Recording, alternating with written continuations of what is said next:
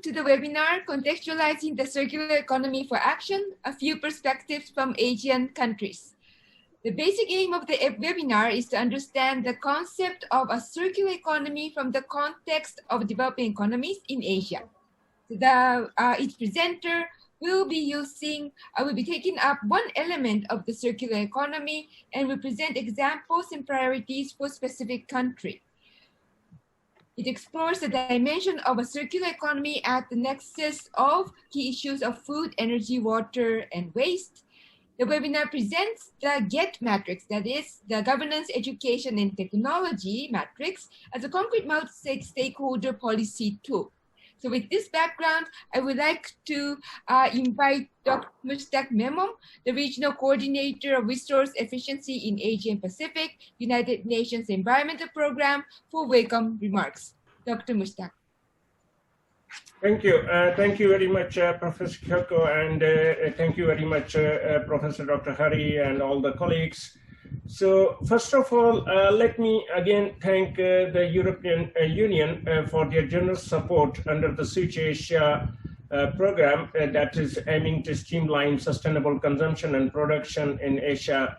And that's where under that there are the three different components. One is a direct grants, and other is a SCP facility, and the third one is a regional policy advocacy component, which is being implemented by UNEP. And under that component, we are organizing this webinar in cooperation with the other two components as well.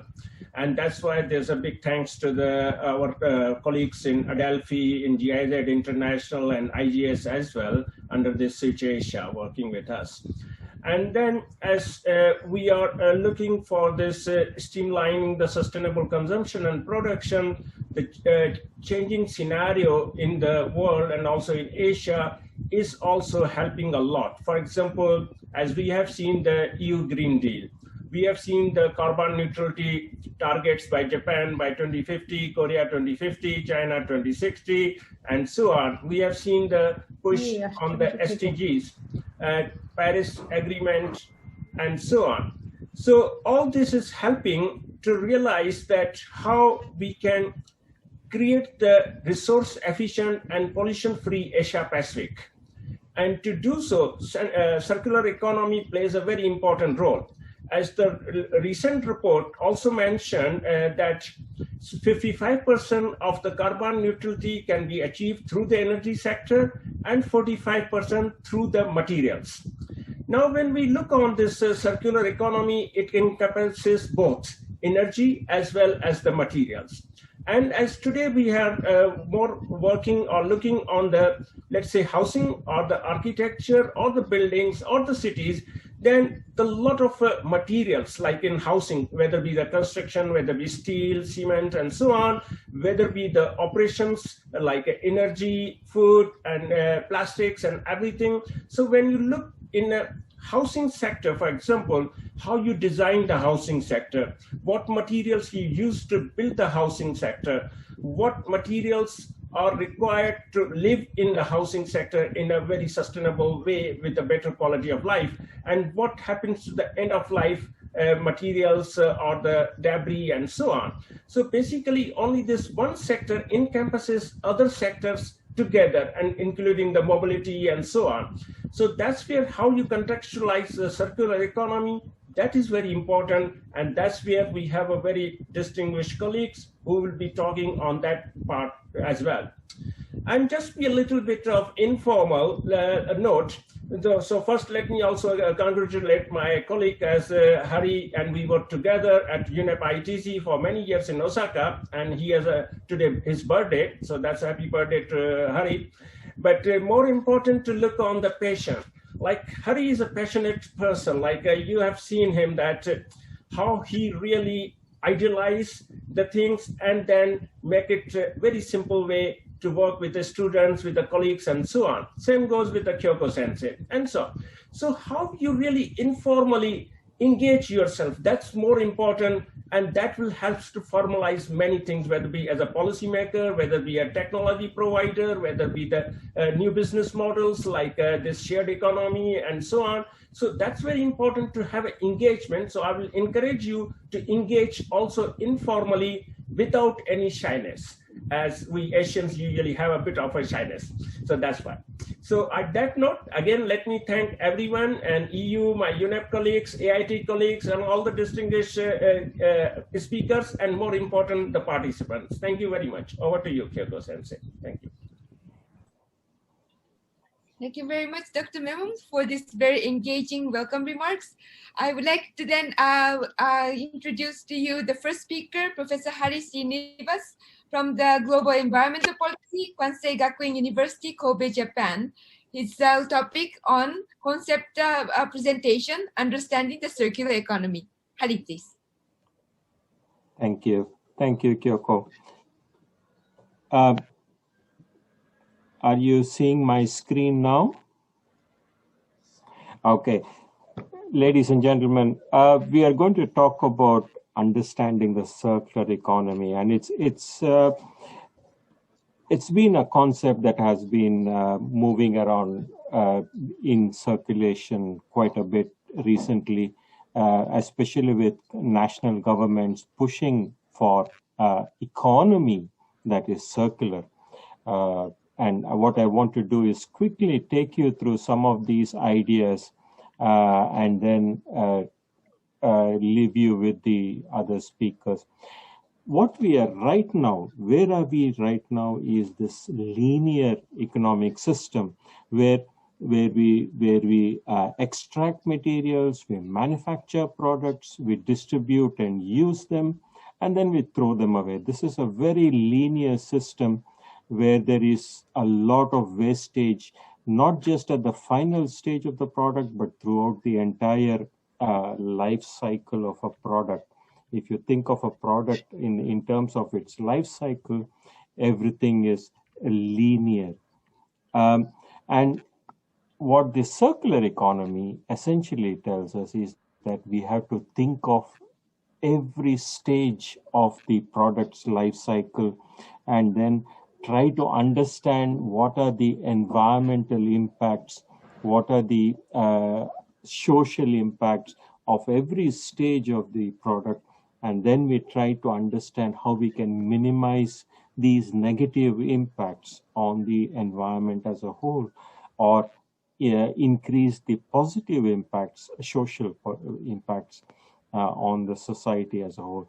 So the circular economy tries to look at the entire life cycle of a product and understands the process and what are the impacts, etc. What are the resources needed? What are the inputs? What are the outputs?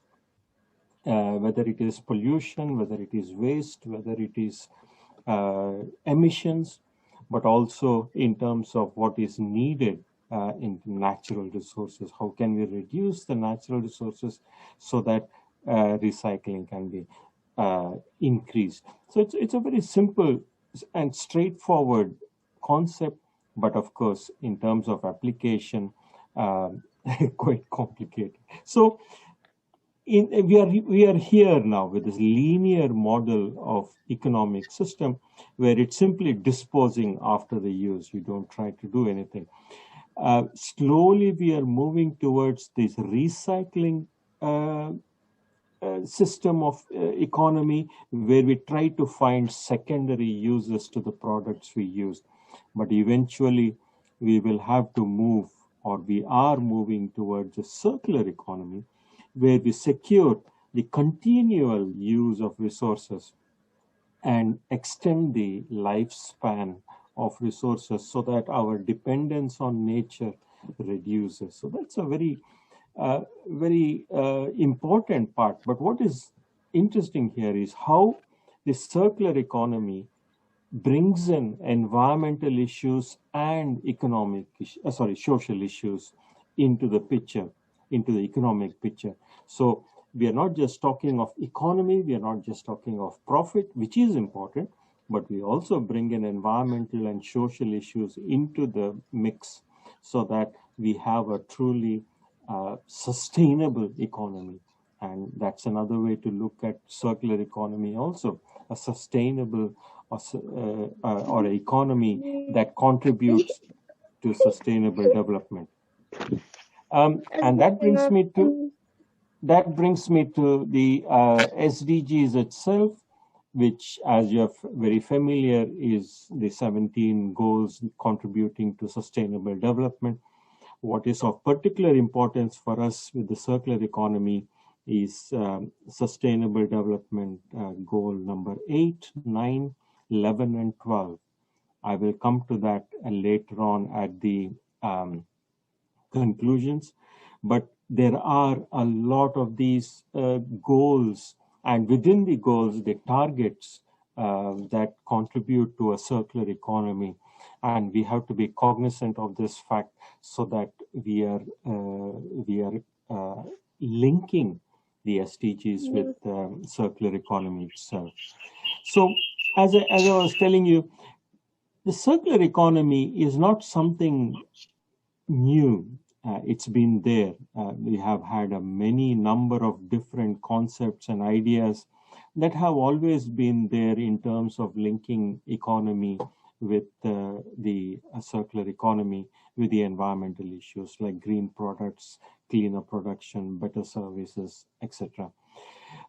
So we come to a quick definition of the circular economy. A circular economy is based on the principles of ensuring that production and consumption systems contribute to sustainable development.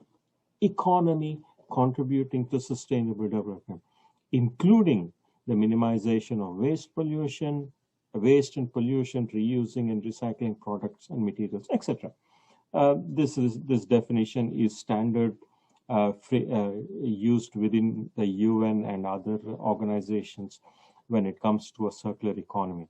So the circular economy concept itself comes from 3R. We are familiar with the 3Rs, reduce, reuse, recycle. But as the slide shows you, it's more than just 3Rs. There is a whole lot of other concepts already in circulation, already in currency, like sustainable consumption and production, life cycle analysis, etc., that are all amalgamated within this circular economy concept. And that's something that we need to keep in mind. Eco-labeling, green procurement, etc. So more than just 3Rs, it's not reduce, reuse, recycle is not enough. We need to go beyond and start rethinking itself of understanding the economy in a broader sense of sustainable development before we actually move forward. So a number of these strategies also, and these will emerge out of the speakers' presentations: design for environment, preserve and extend the product lifespans, prioritize renewable and reusable resources, use waste as a resource, rethink business models. All these things are some of the strategies that governments, national and local governments, are now using in order to rethink how to set up and activate a circular economy. But ultimately, it's the policies. It's the concept of circular economy is fine, but what do we do with it? How do we actually implement? And one of the things that I've been working on recently is this few nexus, where to really understand circular economy, we have to go through these 4 major resources that we use on a daily basis: food, energy, water, and waste. And where each of these not only help us understand the problems that we are facing right now, but also helps us to focus our attention on where we need to work on when it comes to a circular economy. And food is one of the major sectors, both in terms of food production, but also in terms of food waste. Energy is another major source of action for circular economy, where we strive for efficiency and use more energy, renewable energies. Water, surprisingly, water is a major issues for the circular economy, and of course, waste itself, promoting minimalization in waste generation, etc.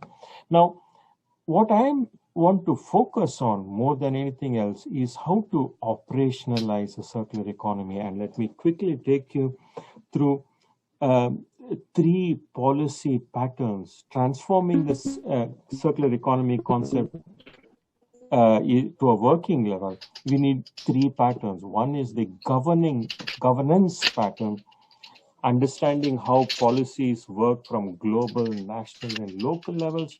The second is stakeholders. We need governments, we need businesses, we need the civil society to work with us on the stakeholder. And finally, the action itself, governance, education, technology. So these three patterns, when it comes, say, for example, how does circular economy policies change from individual all the way to the global? That's the first policy pattern. The second policy pattern is understanding the stakeholders, who are the people working from the local to global, whether it is the governments, whether it's private sector, civil society. And the third policy patterns of action itself, whether it is laws and regulations we need, whether it is educational systems, or whether it is technologies, GET. And that brings me to GET itself. This is a kind of a matrix, and I want to leave you with this. This is a very important matrix where you try to understand what laws, what educational systems, what technologies we need to operationalize a circular economy at the global level, at the national level, at the local level, and what governments, businesses, and civil society has to do. This matrix will helps us understand and conceptualize the who has to do what. This is a major question I always keep in my mind. Who has to do what at which level? Yeah. So this is the GET matrix I want to share with you, and it will come back again at the conclusions at the final stage. Ladies and gentlemen, that was a rapid fire introduction to the concept. May I please bring in Madeline Schneider. She will be making a quick, very interesting presentation on addressing the circular economy in the housing sector. Madeline, please. Thank you very much. So good afternoon to everybody, and greetings from Berlin in Germany. My name is Madeline Schneider. I'm Senior Manager at Adelphi, and I'm also a non-key expert to the Switch Asia SCP facility. And today I'm very glad to have the opportunity to present to you a study on addressing the circular economy in the housing sector. So I've conducted this study together with colleagues from Adelphi and colleagues from Development Alternatives, an organization from India.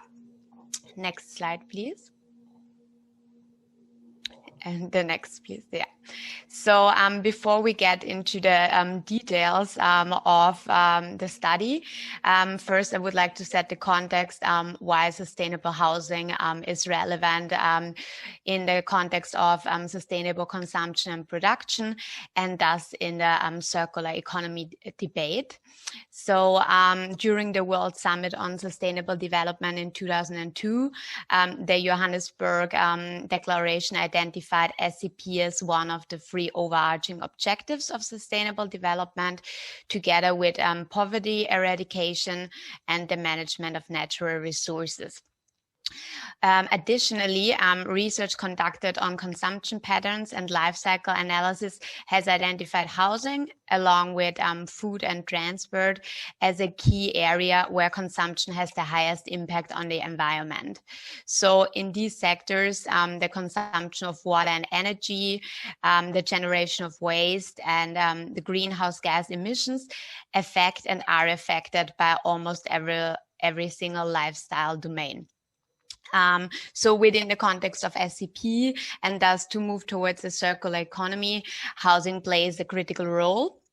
So how people live, where they live, and how their living spaces are built all have social and environmental effects, beginning at mining. So at the beginning of the life cycle of a building, with the extraction of the raw materials for the production of the building materials, and ending with the demolition of the building at the end of its life cycle and the disposal of the waste. So given the magnitude of the urbanization process of Asian cities and also the changes of society's consumption patterns due to economic growth, it is fundamental to look at the Asian housing sector, as it has the potential to drive green and resource efficient practices in the construction industry and provide sustainable development in the region. Next slide, please.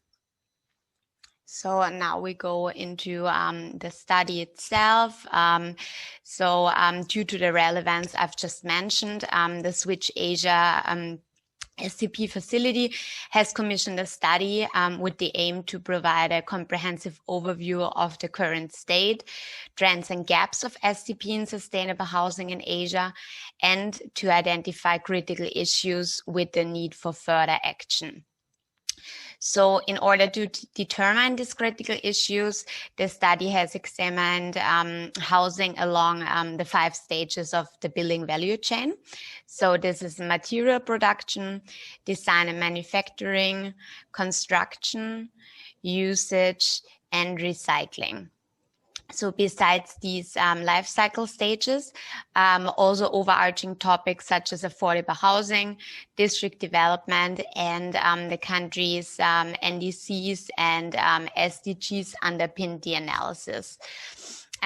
This in-depth assessment has been performed for 10 focal countries, which you can see in dark blue in the map. And they have been selected by the SCP facility due to their sector focus and priorities. In addition, further research on the current state of SCP in other Switch Asia countries has been performed, which you can see in light blue in the map. So now I won't be able to show you all different assessments along the life cycle due to the time limitations of the presentation, but I invite you to afterwards have a closer look at the study, and I will now directly go to the outcome of the country assessment. So next slide, please. Yeah, so with the help of a set of indicators, the SCP progress of the focal countries has been identified. So in this graph, you can see the overall country results as well as the scores achieved per category of the value chain. So please note that this assessment of the status quo was done in 2019 and can lead to different results when assessing at a later stage. But overall, you can see that the highest rating is reached in the life cycle stage of usage. So actually during the use of a building, followed by construction, which also corresponds to the scores achieved by Sri Lanka, which is the country with the highest total rank. So Sri Lanka ranks highly, for example, due to a number of progressive instruments. For example, it has a national construction policy with the focus on sustainable development.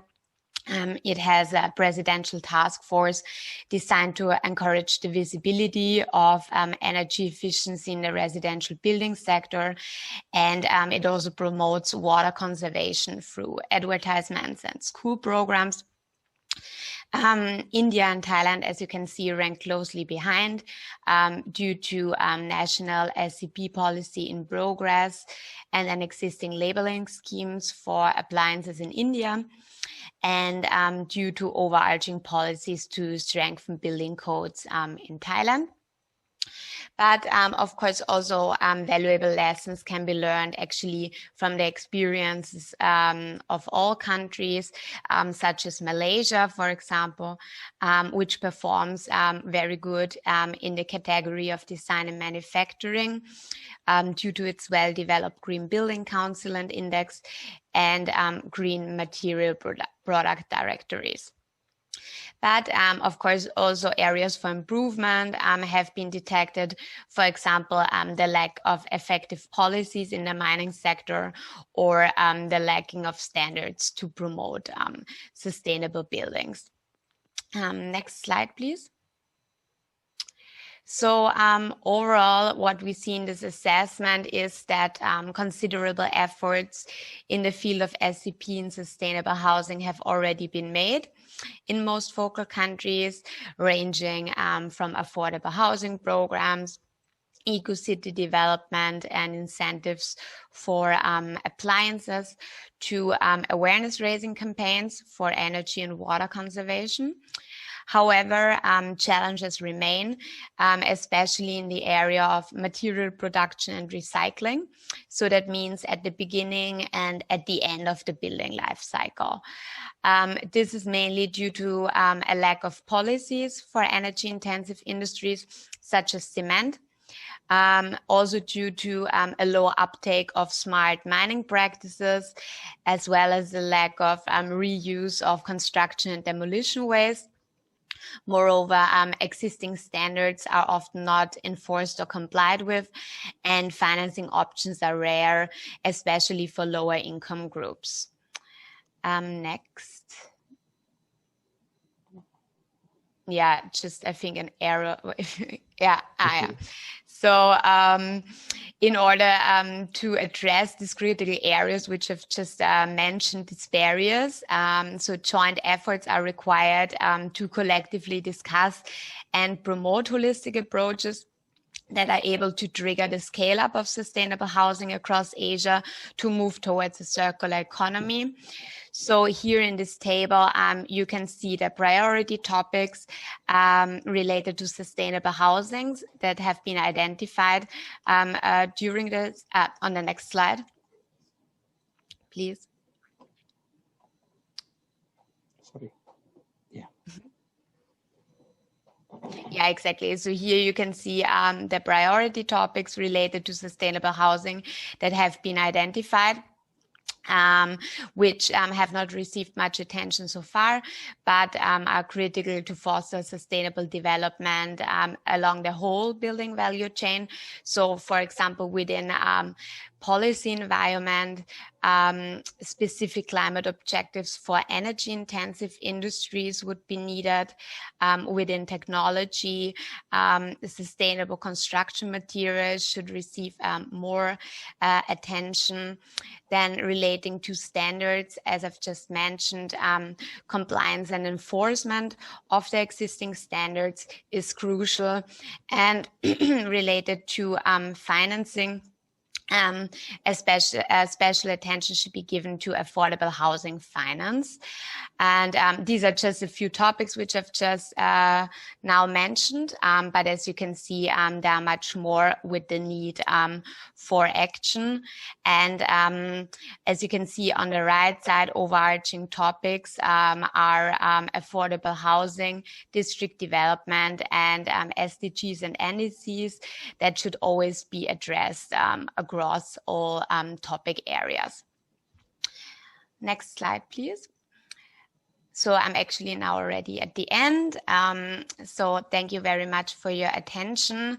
And I invite you to take a closer look at the study through the following link. And yeah, you can let me know if you have any questions. Thank you very much for your attention. Thank you very much, Madeleine. That was a very interesting presentation. You can follow up on Madeleine's work in Switch Asia through this website. Next, we will have one of our classmates, graduates, Nurhamili, who will be talking about the circular economy from the perspective of high-end housing in the real estate sector from Dhaka in Bangladesh. Over to you, Millie.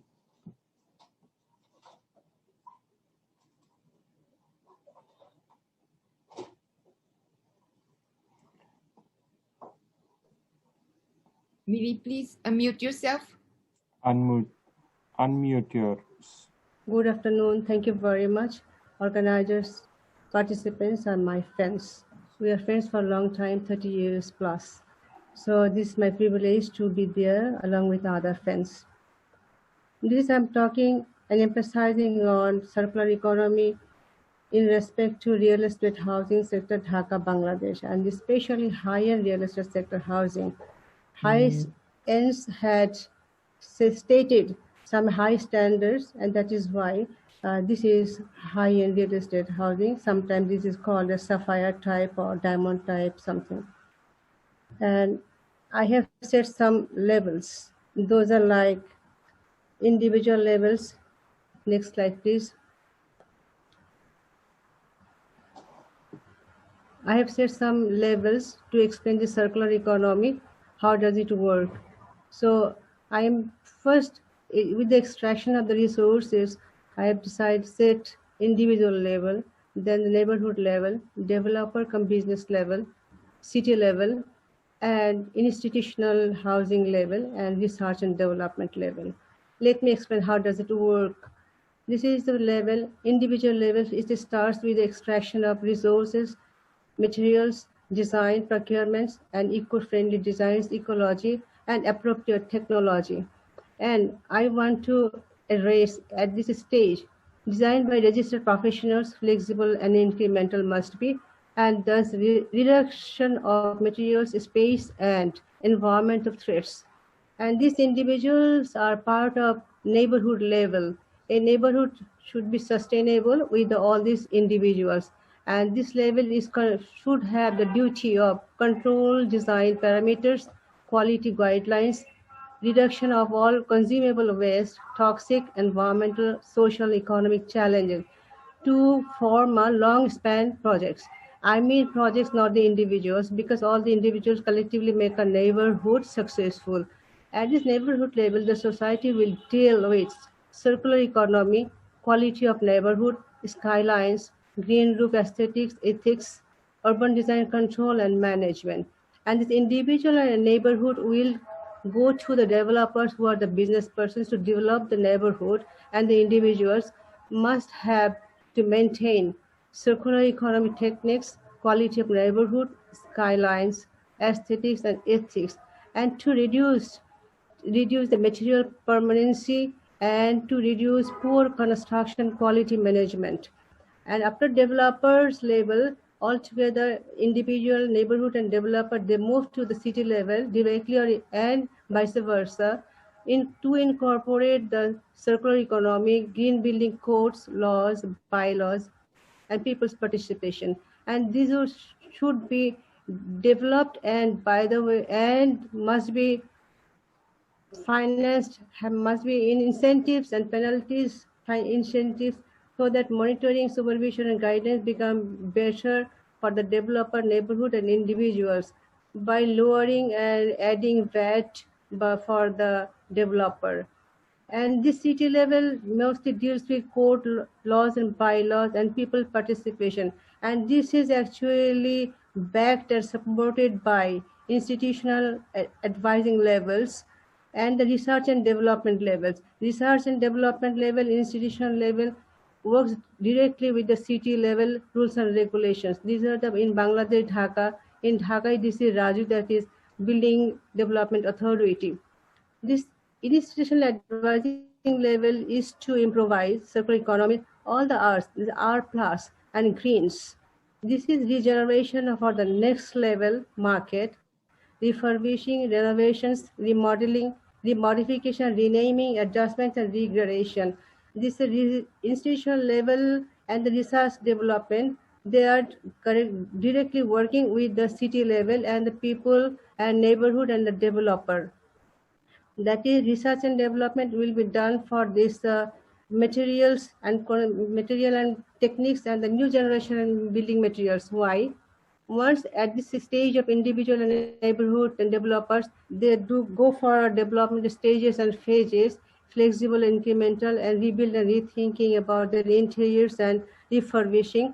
They at the same when they extract some materials and resources and some of the phases they actually discard some of the materials. It's not the used or bad materials. These are the excess materials they don't need for their purposes. As this set as the high-end real estate housing, they have a high standard. So this can be done through the research and development institution advising level to another circular economy system, so that this can be used by another standard buildings and neighborhood levels. Here, I give a special emphasis to institutional advising level and research and development level. Why? That is, individuals and neighborhoods, peoples, and this can be done partially and particularly from the academic, career development, research and development, and professional unfolding. And they know better for what is needed and for their development. So next generation circular economy system will follow this generation, and this way this is a roll on. Next slide, please. I actually, due to timing, I just want to summarize this slide. That is, when we talk about circular economy, that includes a lot of refurbishing also to set the standard and maintain the standard. Once used for 5 years or 10 years, then we need to change our boundary walls or green areas and need to refurbishing. Or is there some sort of compensation also that we use the building on a virgin green land? So we can compensate that green land in a way that we can use our sunshades as planters, accessible planters, and the carporches as planters, and the roofs as the green community levels areas for relaxations. I also want to say that we can reduce and redevelopment these phases, materials, and services, and a lot of reduction and paid energy systems in one key, so that it can be controlled centrally or by the cooperatives, so that we can minimize our energy and the cost, like gas, electricity, and the all utilities infrastructures. Like the hotels, we can use a card, and you switch on, and we can take the card and we just switch off the system. Next slide, please. Next slide, please. Here also, I just summarize. They're like this. This is a C and C plus.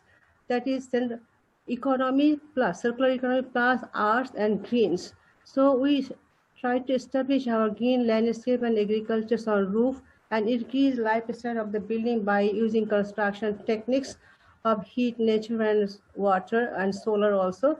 And I especially emphasize that we don't need land demarcations of the building plots. And this can be the one green spaces and a good energy and nature inviting areas. We want to reduce and reuse or recycle the solid waste by composting this within the green park itself. I have seen this in many parts of the other countries also. Park and compost are together, and there is no odd smells. We can resettle wastewater treatment as a source of as a part of the Rajuk Development Authority, and we can restore solar panels for common areas for like lighting, street lights, and CCTVs and at rooftops. We can rethink urban design of neighborhood by prefab industry. Why do I say that? That if the construction management, we are talking to other buildings that not to make any noise. So we can reduce the noise by prefab construction materials and part component. So we can bring those and use here. And so we can go for less noisy construction mechanisms, and at the same time a peaceful neighborhood. So this way we can ensure lifetime of the building span, and also want to create some water also for recreation, at the same time firefighting pond for our neighborhood. So it's very clear that I want to mention this high-end real housing stage as part of the neighborhood, not an individual project. So this is very simple and small presentation. We can go into detail if needed. Thank you very much. Thank you, Millie. That was both Millie's and the earlier presentation by Madeline clearly illustrates how the circular economy concept is not some academic concept, but can be applied to various different economic sectors as well. Ladies and gentlemen, may I please bring in Tuan, one of our classmates from Vietnam in Hanoi. Hanoi. And he will be speaking about the circular economy in view of the local architecture with livestock case study from the north of Vietnam.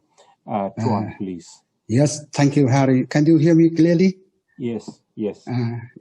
Good afternoon from Hanoi, Vietnam. First of all, I would like to express my sincere thanks to UN Environment Program and my colleagues and friends, Harry and Kyoko, and other of our friends working very hard in the last few weeks for this webinar. So now I begin with my circular economy in view of local architecture with lifestyle case study from the north of Vietnam.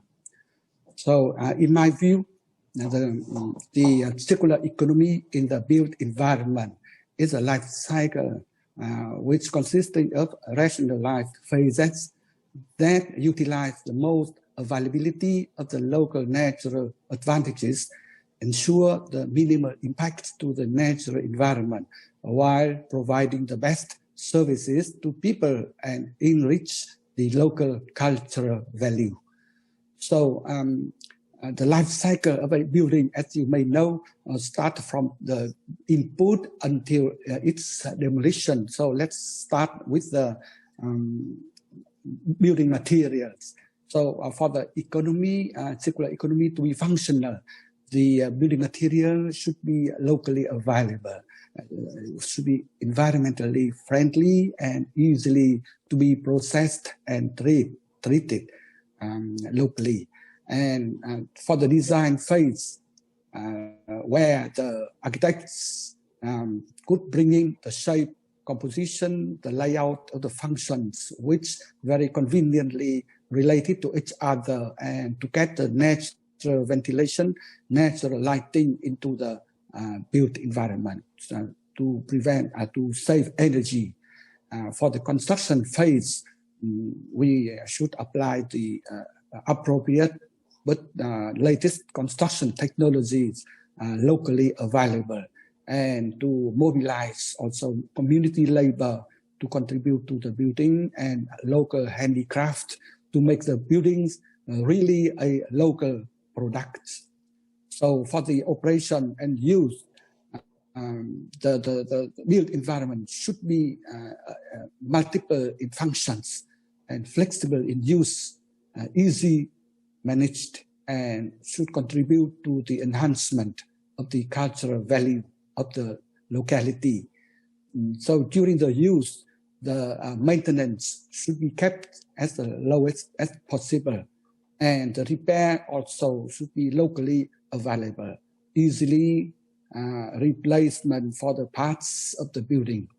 So once the life cycle comes to the end, the building had to be demolished, then should be easily demolished, and the debris could be recyclable, and the site will be restored. So next slide, please. So let me give some examples to demonstrate my thinking. So I would like to have 3 buildings designed by architect Hoàng Thúc Hào in Vietnam. So the first building of him, that is a Lũng Luông Primary School in Thái Nguyên province, and with the nickname, the flowers of the forest. You really can recognize this building complex, very colorful in the vast green mountainous area in the north of Vietnam. And this is really locally built with the wall system made of bricks produced on site with the soil compressor, and with the participation of the local people who joined to build this building. And materials you can see for the ceiling, the bamboo, and the roof is 3-layer corrugated iron roof, and with a simple steel frame system And the whole complex is naturally ventilated with the use of the rainwater in the water filter tank, and protected from the noise with the help of the green and the trees. So the next slide, please. And the second project of him is a jackfruit village, a kind of homestay village in Hanoi. It's really, there are houses under the trees with multiple functions for the host family to live in, for homestay, for the guests, meditation house, a swimming pool, restaurant, etc. And all buildings have been looking to the lake with a leafed roof, bamboo ceiling, brick wall, and really natural ventilation from the lake. And this complex is very harmonious, distributed or located within the green island, the peninsula type of land lot. So next slide, please. The next building of him, that is the Bát Tràng Ceramic Village Museum in Hanoi. So the idea for this design is the concept of the kneading pot, where really the main products of the Bát Tràng village, it is pottery. And these 7 kneading pots of the 3 stories with the water backdrop in the lake surrounding. And this is a ceramic cultural center and the public community space.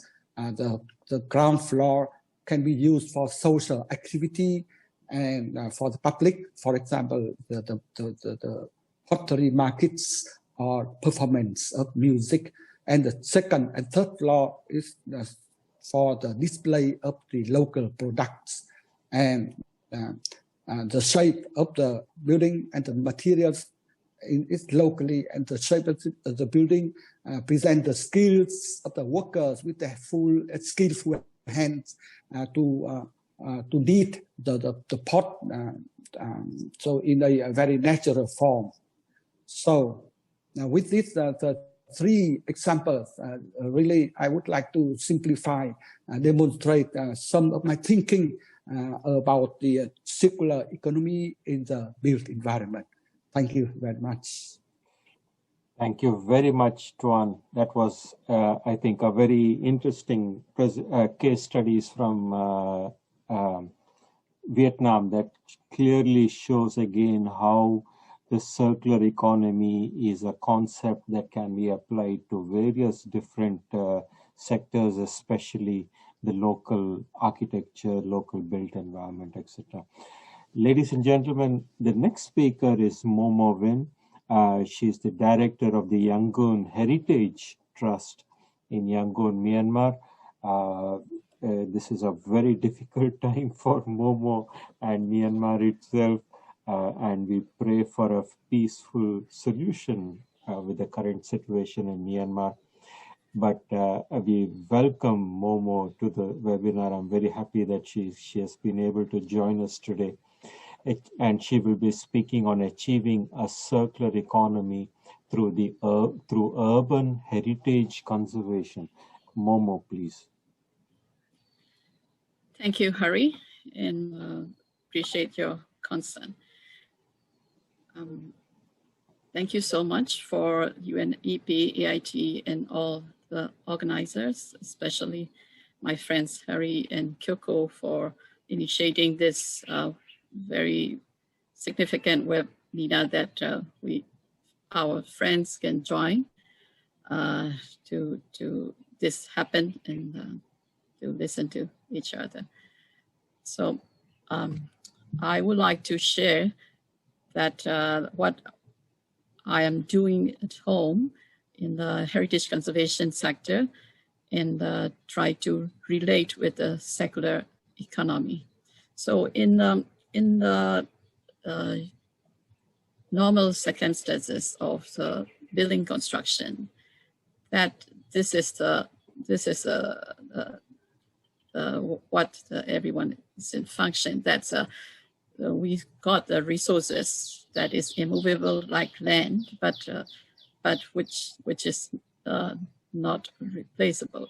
And then what we extracted from the environment in the manufacture. So all these resources, and then we use it in the planning and design. And then the construction is to implement. And then we use the building for operate and use for its life term, and then maintain to lengthen its life. And then one day it's to the end and decay. And then the most of the cases, it will be demolished to become the waste.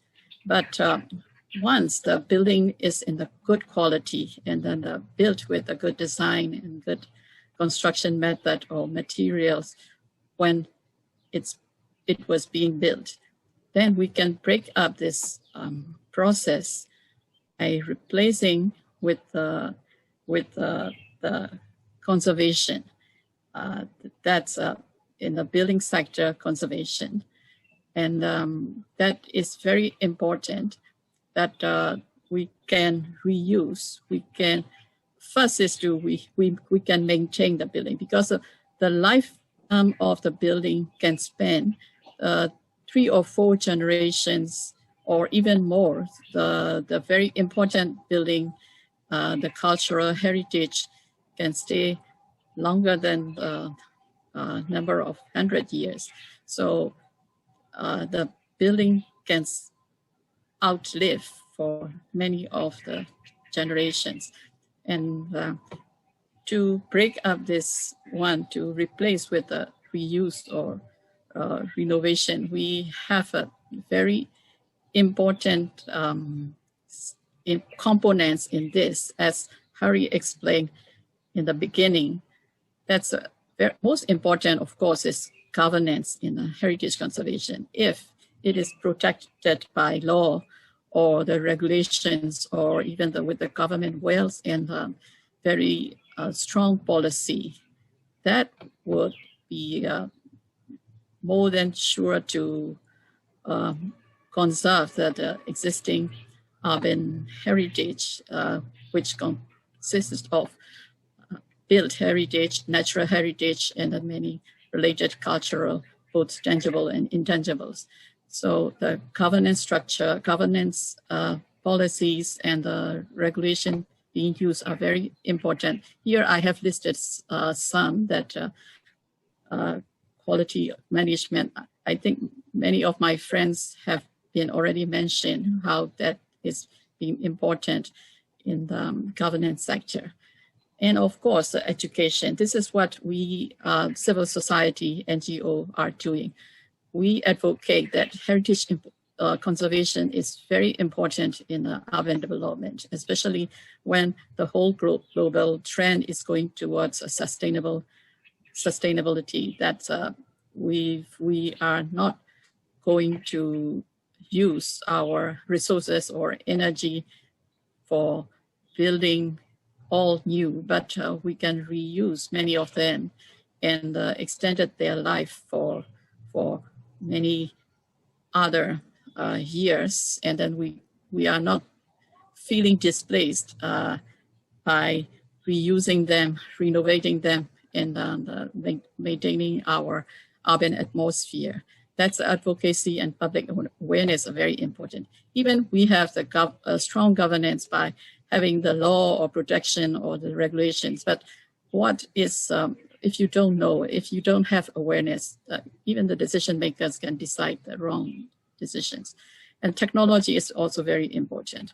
In the building conservation, you have to have the guidelines, the clear guidelines and policies, and then the materials or the techniques or the scales are very, very important to understand the significances of the heritage places and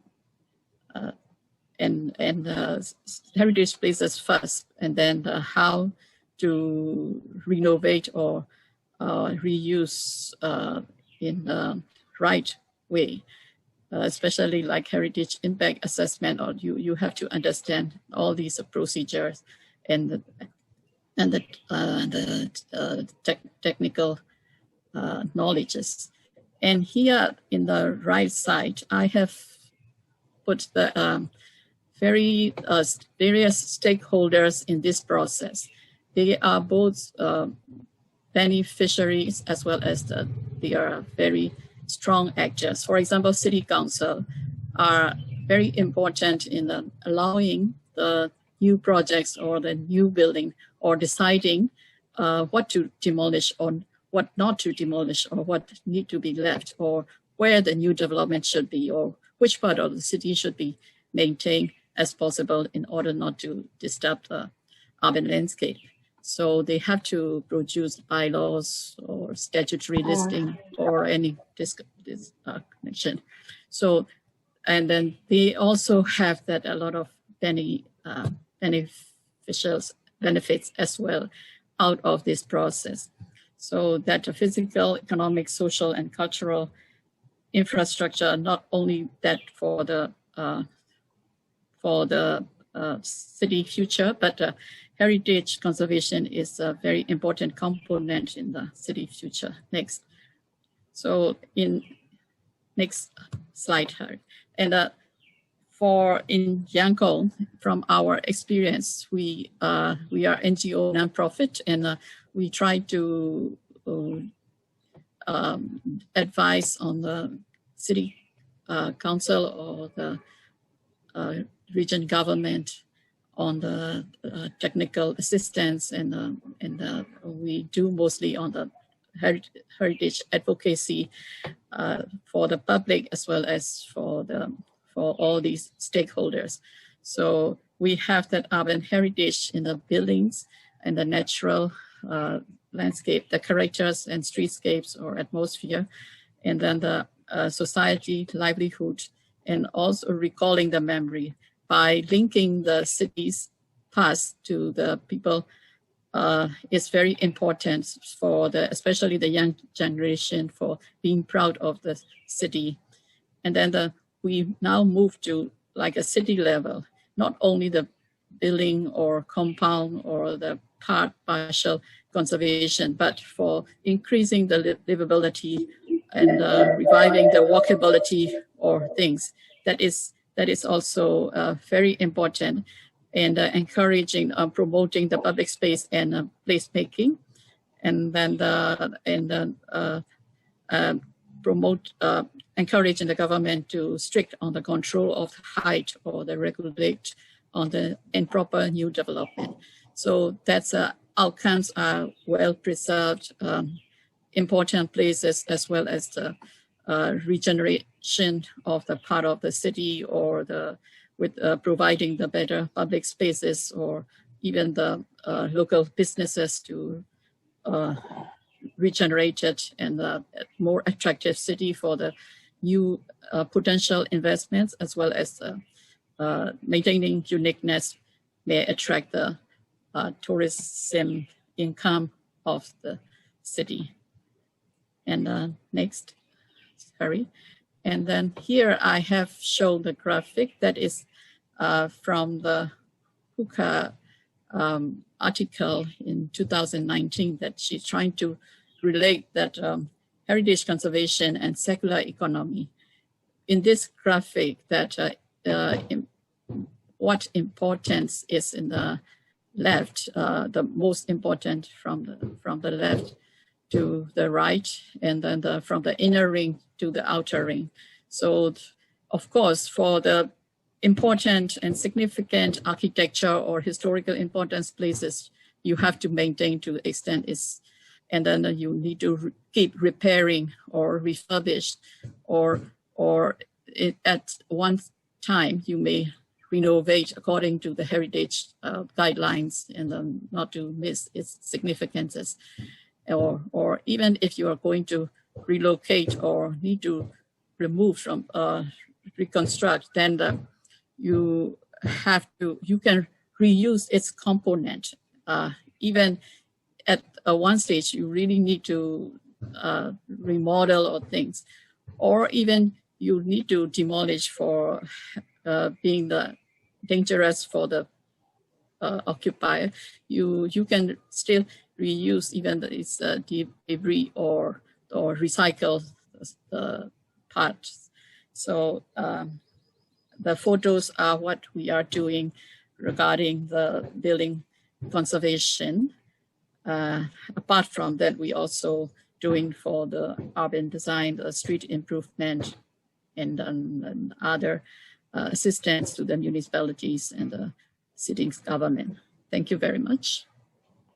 Thank you very much, Momo. That was an interesting presentation of the social aspects of circular economy.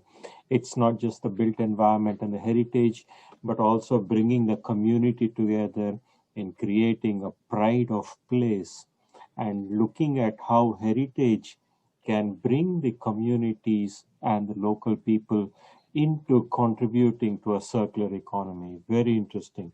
Thank you, Momo. Ladies and gentlemen, we are now back to Dr. Kyoko, Professor Kyoko, who will speak on decent work as a basis for circular economy, perspectives from the garment factories in Mekong region. Kyoko is Professor of Gender and Development Studies at the Asian Institute of Technology. Kyoko, please. Thank you very much, Hari. And thank you very much for the organizers and our friends for bringing to make this webinar a reality. The topic that I'm talking about is a bit different from what the other speakers have just touched upon, because when we were conceptualizing this webinar, we were saying that, okay, let us try to expand the concept of circular economy, not just in the very narrow sense of the circular economy, but then because since circular economy encompasses a very complex socio-economic as well as cultural and political system. So what I want to pitch my input here is how the labor issue, addressing labor issue, is actually needed for circular economy as well. So which normally often labor issues are kind of not being highlighted so much in circular economy discussion, but I would like to argue here how this is actually very central and very important to really make circular economy a reality. So, for this, I want to focus on garment industry, textile, and yeah. So, as you also know, the garment production have doubled since year 2000, meaning, and then we all know that the population have not doubled in since 2000. So meaning that each and every one of us are now increasingly consuming more garment than before. So we're having more clothes than before. So that is what it means, that we are having doubled, the garment production being doubled since year 2000. So, and then much of this garment is also being disposed. So 92 million tons of textile are wasted, disposed of annually. And then by 2030, it is estimated that this dumping of the textiles waste will be reaching 148 million tons. So it's really like more than 1.5 times more increase by 2030. Aside from this, also by washing clothes, we have more clothes, so we wash more. And then so by washing more, we are also producing more microplastics. So here it says 1.5 million microfibers are released through washing. So you can see here that the consumption of garment, the way that we are now consuming our clothing, our garment and textile, is actually also putting a lot of burden for our environment. So that's one thing that we want to say here. Please, next please. Okay. So then on to what, in order to support this kind of consumption patterns that we are having now, how are the productions being organized? Now, production scene, as you might, if you have studied about garment industry in some way or the other, you might notice that garment factory workers are one of the most exploitative working condition among all the factories that is there. So, and it's also noted that 60% of textile and apparel are produced in Asia and then exported all over the world. So we are a very large hub of garment production. And then as you can also see from this picture here, women dominate this garment industry as line workers. So it is a very much female-dominated industry. At the same time, it is very notorious for its bad working condition in terms of low wages, bad working condition. I think you have still your memory for the Lana Plaza factory in Bangladesh is still very much vivid among your memories. So it is one of the most lowest working condition that is there. So, and then their working condition is also vulnerable in a sense that job security is not there. Under COVID-19, we have heard of a lot of unemployment cases because these workers are quite casual and then they can be sacked very easily. Next, please. So what I want to argue here is that promoting decent work is actually very important for circular economy. So because promoting decent work as well, changing consumption patterns, so it's not only changing consumption patterns, but also to improve labor condition, because we have to be very aware that there's no such thing as cheap clothes. So like having a t-shirt with $1, we should kind of consider that as a problem. It's a problem. It's why is it that it's so cheap? It's something that we should kind of start thinking about it, because if we have fair pay for work, it cannot be that cheap. So being aware that work clothes are not supposed to be that cheap is very important, and changing the way we also consume is very important. So, so it's a responsible, sustainable, and ethical consumption is very important, and making sure that the producers are getting their fair share.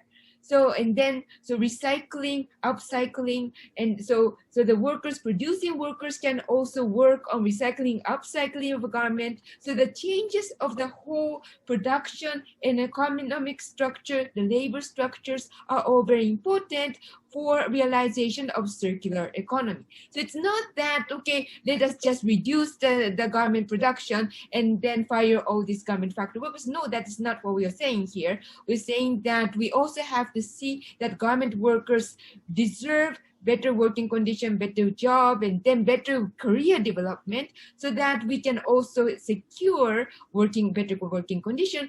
Through better working condition, we can also change our consumption patterns and realize a better circular economy. So that is what I would like to argue here in the presentation. Thank you very much. Thank you, Kyoko. And I think that, as you rightly said, I think this is an important component of the circular economy, where we not only look at physical aspects of the economic production and consumption system, but we also look at the social issues in terms of decent work and labor issues, etc. These are also equally important in operationalizing a circular economy.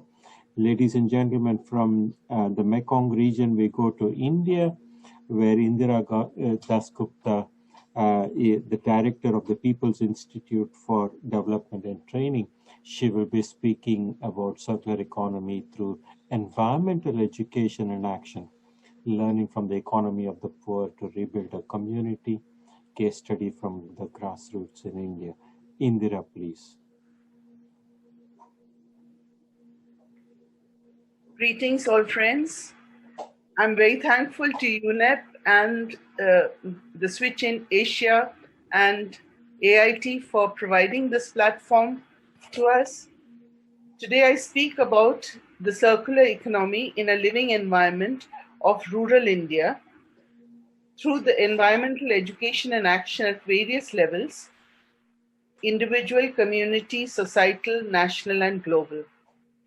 The case study is based on the actions of a voluntary organization or NPO called the People's Institute for Development and Training, or PIDT in short.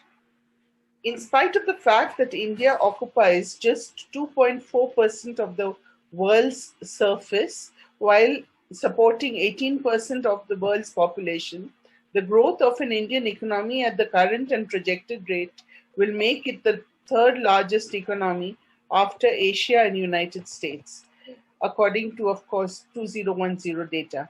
Many of the resources required for this development have to be imported, making way for much unsustainability. In this context, as a countercurrent, PIDT vision is the creation of a humane, equality-based, transformatory, resource-rich, sustainable society through the analytical understanding of the socially and economically underprivileged through their decisions and resources. In India's development path, sustainability needs to be achieved through reduction of inequalities and the concept of leaving no one behind, as well as understanding the circularity of production and consumption using nature as a mentor. Using nature as a mentor is about developing man-made processes on the basis of natural processes. PIDT worked with communities of the rural poor in indigenous communities who intrinsically understand the importance of ecology. Embedded in the thought is the society and its economic work within the environment. Most of the communities, however, face the onslaught of disruption through linear economic development patterns, for example, large-scale deforestation for building of highways and railways, eating into their resources and livelihoods without offering substantive alternatives. This case study talks about how communities of the poorest of the poor were able to rebuild their economies sustainably to such an extent through circular economy mechanisms so that they developed new markets to serve the community instead of being displaced. PIDT works with the community through collectivizing them into groups called self-help groups, facilitating these groups to save forests by developing watch groups. They were taught not only to save several hectares of forests, but to plant trees. The trees planted were often in the nature of orchards, feeding into the local economy. Another strategy that was used was to work with local watershed region to bring up the water table and increase access to water. Agriculture was enhanced, leading to more animal husbandry, which produced cow dung for organic sustainable agriculture. Any waste generated was made into biocompost and fed back into the land. The villagers were encouraged to start small businesses using various natural resources available, including apiary, aquaculture, mushroom cultivation, sericulture to weaving. Local artisans who were in a distressed condition were trained for further value adding on their produce. Renewal of energy was encouraged through biodigesters, solar energy, and biofuels. Another major intervention was holding the collectives in conflict resolution. In this manner, peace and nonviolent education was imparted, where conflicts were settled in a humane manner within the community. There was an upsurge of vegetable cultivation, artisanal products, and cottage industries. There was collective decision-making to create a new marketplace that would save them the trouble of traveling far to sell and buy their products, since consumption had grown along with the production. Next slide, please. At the societal level, a center called Lokshala People's School was formed, where self-help groups and communities from different parts of the country were brought together to our circular hut or training space to discuss and share their experience of sustainable production and consumption. PIDT also organizes a school up to 10th grade where the students are encouraged to understand the UN Sustainable Development Goals vis-a-vis their communities so as to create volunteers for the circular economy. At the national and global levels also, dialogues have been organized to disseminate ideas and good practices that can determine a circular economy. Using nature as a mentor, collective decision-making for the creation of new festivals, celebrating the awareness and understanding the circularity of climate and our responses to nature's design, developing zero-waste solutions.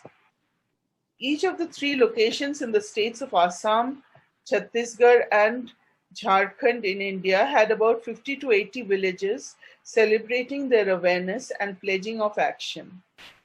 This transformation harnessed the needs of people within the context of value-based education and social justice to affect systems of production and consumption. The innovation of incorporating wastes to become raw materials of other production processes was encouraged to work with the seasons that exist in a particular locale. It is this analytical understanding and the creative resource utilization of the marginalized that needs to be maintained. It needs to be mainstreamed towards the development of a new paradigm in market economy. This experimentation, in which PIDT was the catalyst of transformation of society, has demonstrated a path for sustainable development using environmental education to develop a circular economy. Thank you, friends. Thank you very much, Indira. And I think you raise a very, very important lesson, in fact, for circular economy, that it's not just about money, it's not just about the economy, but it's also other developmental priorities, including poverty, including rural communities and people's needs that need to be incorporated into any strategy for the success of creating a circular economy. Ladies and gentlemen, that was a very quick compilation of various different issues that different perspectives, in fact, of how circular economy can be operationalized, how you can look at circular economy from various different perspectives, not just about waste, not just about environment, but decent work, labor issues, poverty, local communities, self-help groups, heritage, etc. And that's the main point we wanted to emphasize, that the circular economy is literally everything. It starts with each of us and the lifestyles we lead and the everyday consumption decisions we make. Please allow me now to open up the session to question and answers. This is a complicated Zoom system, so you will be asked to share your questions to the organizers, who will then pass it on to us through a chat system.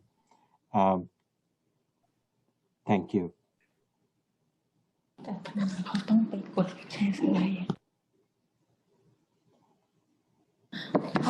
Okay. Please. Yes. May I start answering the questions? Can you please display the slides in a bigger font?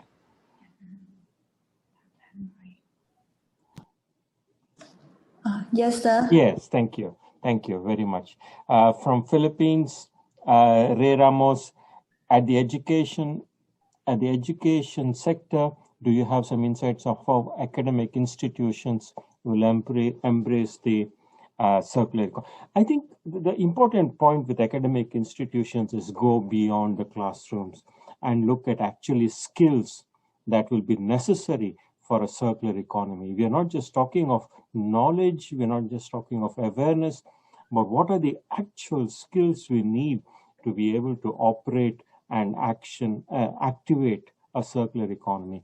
And I think somehow it's not just data, it's not just analysis, it's all the way down to what do we do.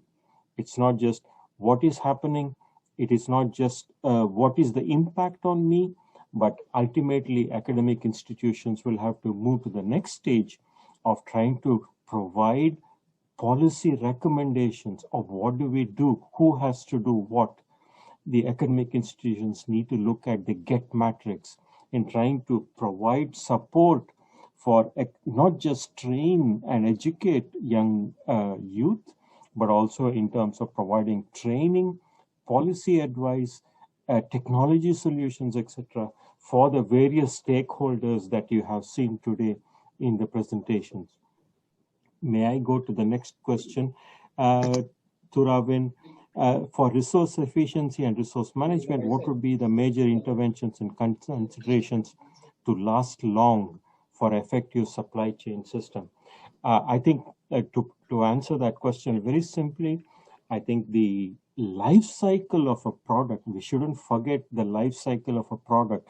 When you hold a mobile in your hand, there is a long story behind that production of that mobile phone that started off with mining of the resources, etc.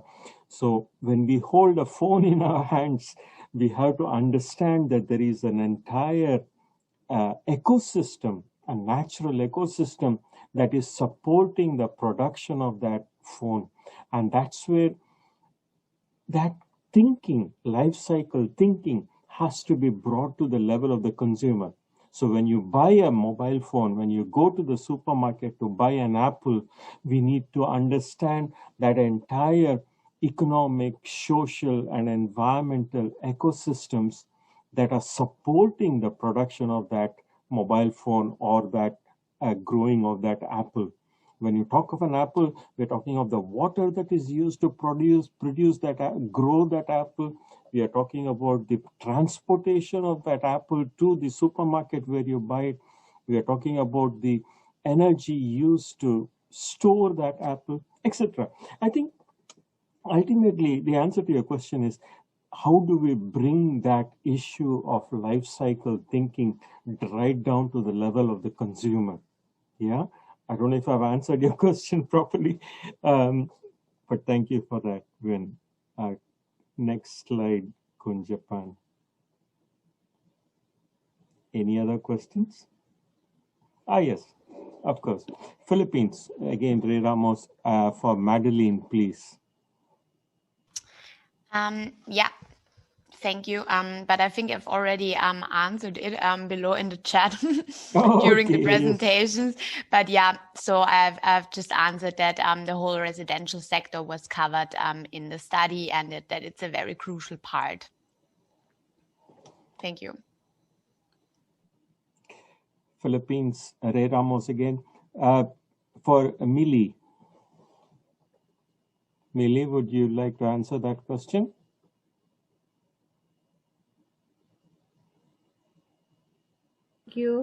Thank you, dear. Very much is possible because we can do the CE framework by motivation and design of the CE. It needs motivation and all the systems breakdown, and also the intervention of the city level. The development authority, they should set along with their standard, they should incorporate CE techniques to be incorporated during the building design and implementation and construction management. And this way it is fully possible to achieve. And I already mentioned that the part of the construction materials, or after finishing the materials, or in different stages of some products that can be used in a different standard of CE cycle. That is, we cannot have the only one circular economy. We can have different circular economies, like change, one for one set of housing or environment, neighborhood, another neighborhood, but standards can be different one to another. So in this way, this is possible to make that framework. Thank you.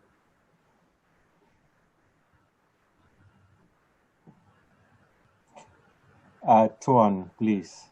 Ray Ramos is asking another question to Tuan. So may I read the questions? So how we could replace this project, replicate this project to other ASEAN countries?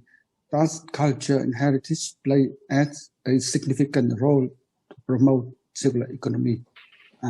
Yes, we can replicate this project by disseminating the experience, the principles of how to apply in the local context. I think those principles everywhere available, but how to apply in the reality condition is a very special feature. So it's really the skills of the local people and innovative thinking of the designer to produce such a very unique product. In those three cases, the architects have to live with the community, have to stay there for a long time to study very carefully the local conditions and to talk with people. And so that is the connection between the architects and the community in order to build such a very local and very unique building in Vietnam.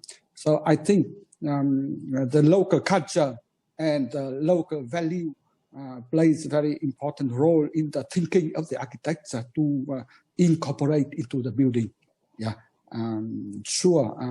culture and heritage always has to be taught at university to be penetrated into the architects in their practice. Thank you.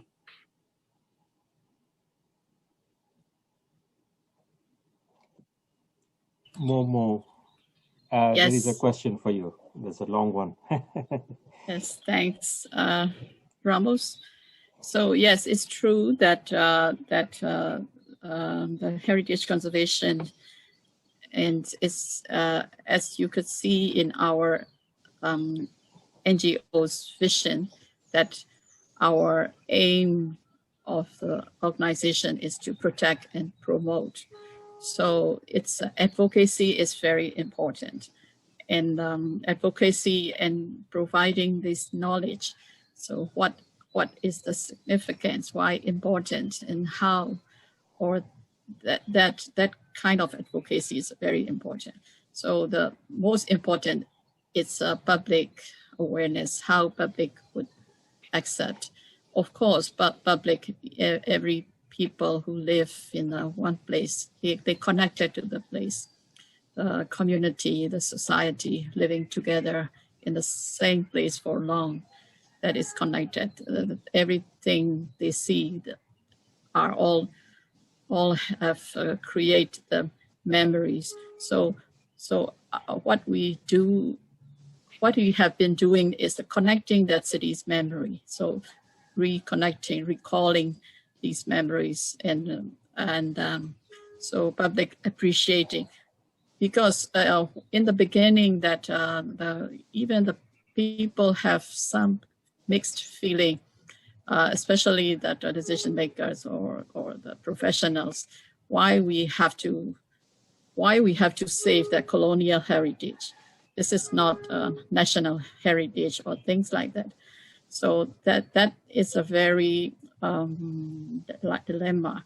But what we have to say is these are the built environment that we grew up. No matter who built that or which style, that's a culture or technology are always crossing and spreading to the whole world without the boundaries. So, but who have been using and who have leave their print that we have been using this for generations. We grow up in this environment, and no matter who built or from which materials being used, but the thing is that we got to promote, because people living in the city, they may be careless that these buildings have been here before they were born. So it's not it's a heritage or not, or whether it should be considered heritage. But when the city has faced the development and then it started to replace with the new structures or the out of scale structure, then people started to feeling lost, and then they started feeling the protest. So that then this is a civil society's initiative that to highlight this one, and how that can be saved, or how the government principles and regulations can protect this kind, because heritage cannot do alone without the urban planning or integrating with the urban planning concern. So later the city or the government will also accept, because they also are the part of the public. But sometimes their decision may be also depends on the development dilemma. So if this is in the plan, or how the city can still develop in a modern way, when these are all together in the plan, then you could have the more balanced, that you don't have to remove the old, but you can still adapt the new one. Thank you. Very good. Thank you, Momo. Another question to Kyoko. So I think for this one, it's basically female-dominated garment industry is a female-dominated industry, and female-dominated industry are categorically paid less than male-dominated industry because of the most of the gender bias that is there in most countries, and then there's no real political will to avoid this race to the bottom kind of strategy for garment industry. So garment factories would move around across different countries looking for cheaper labor. So cheaper labor, more production, cheaper labor, more production. So it goes into a vicious circle of more production, cheaper labor, less decent work, and more harm to the environment. So that's where we're saying that we have to reverse that cycle. So that's what was it about. Thank you.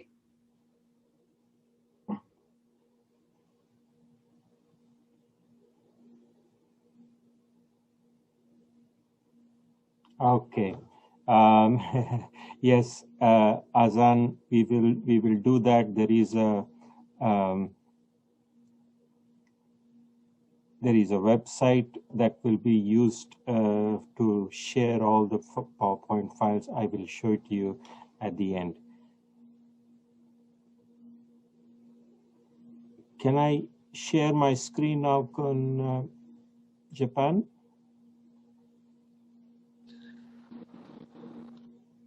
Yes, sir. We will stop share screen for a while.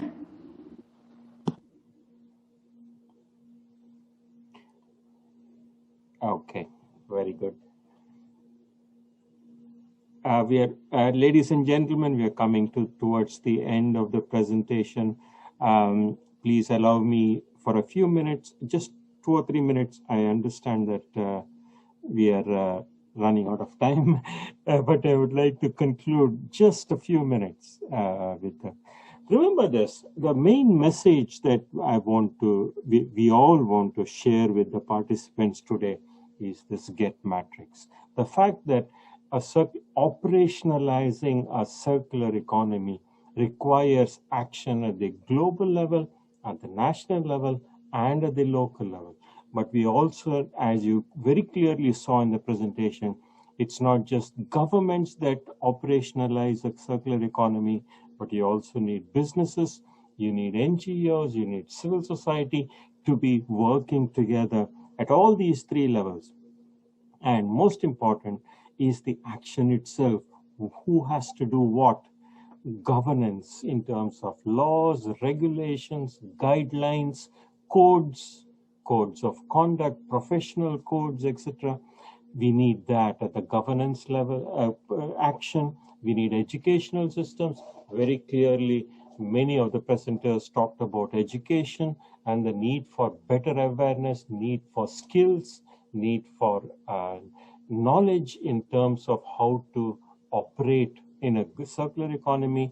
And naturally, we need technology. We need solutions in order to to look at the problems that we are addressing with the circular economy and the solutions itself that we can use. So this is the, if you have to remember one slide from this whole webinar, it is this, the great matrix, and how do we try to understand who has to do what.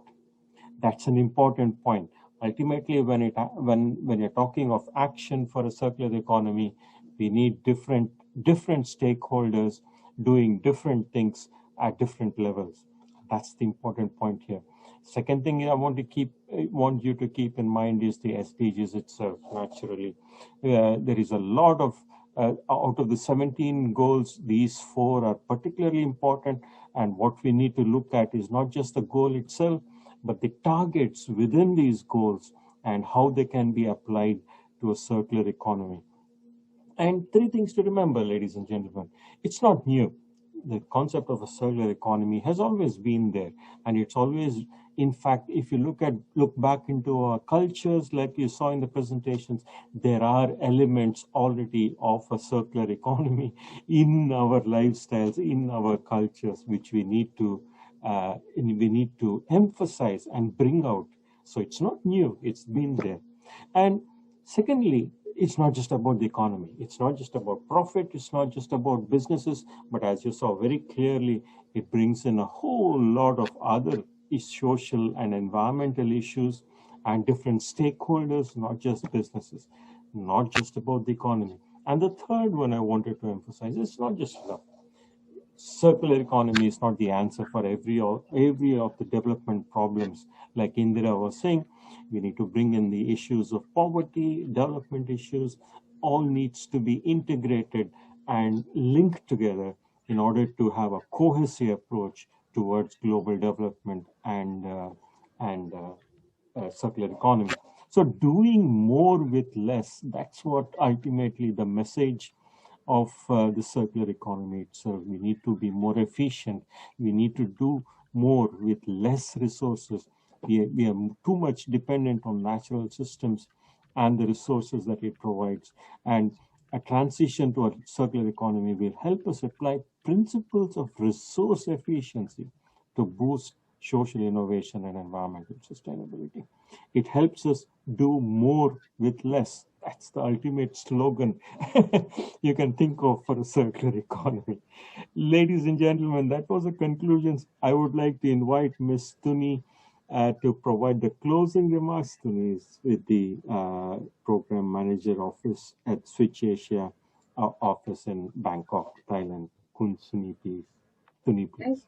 Thank you very much, Dr. Hari, and I would like to express my sincere thanks, and on behalf of the Switch Asia, EU and UNEP, and maybe on behalf of AIT, our partner, to congratulate you as a league of alumni from the HSD AIT. I would like to again echo what you have mentioned. This is a very first webinar under our project and our cooperation, and I think it brought us into a very deep thinking of how comprehensive the housing, built environment, conservation to the circular economy, with the challenges and recommendations that are equally important for us to draw our actions and decision to make those actions. And I think this webinar also introduced us to the social aspect and with the highlight on the labor issue, that's how circular economy is affected and affecting our behavior and our consumption. I think it brought us to the conscious as a consumer, how responsible we can be against these 2 sectors, which is mainly, of course, the building, the environment, construction, and also closer to the production, brought us to the conscious before we deciding to consume anything. And personally, I'm glad because I had been a manager to a project to promote energy efficient and green building in Asia. And I think these issues of housing, how to green the housing sector, how to bring more importance to the construction built environment closer to our reality. This is very important. And circular economy is an evolving concept. It's not stagnant. And I think it's also now becoming an intergenerational issue that is not only will belong to our generation, but I hope that our audience are taking it up and will make a change. And on behalf of Switch Asia, I again would like to thank all the speakers and your time and knowledge that you share with us. I always say that architect, you are the designer of the world.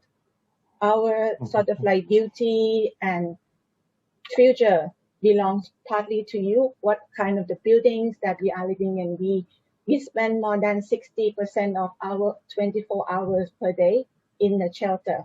So what kind of shelters that you want, and the composition of those shelter is an ecosystem that will be affecting our life. So I would like to again express my sincere thanks, and I hope you look forward to more of the webinar that we will organize with AIT to enhance and promote SCP and the achievement of SDG goal to all the Asian countries. Thank you very much. Thank you, Kuntani. That was very nice. Ladies and gentlemen, many of you have, in the question and answers, asked whether the presentations are available online. You can see the URL here. It is also has been circulated by the organizers at AIT. You should be able to get all the material related to this webinar on this particular website available at the bottom of the slide.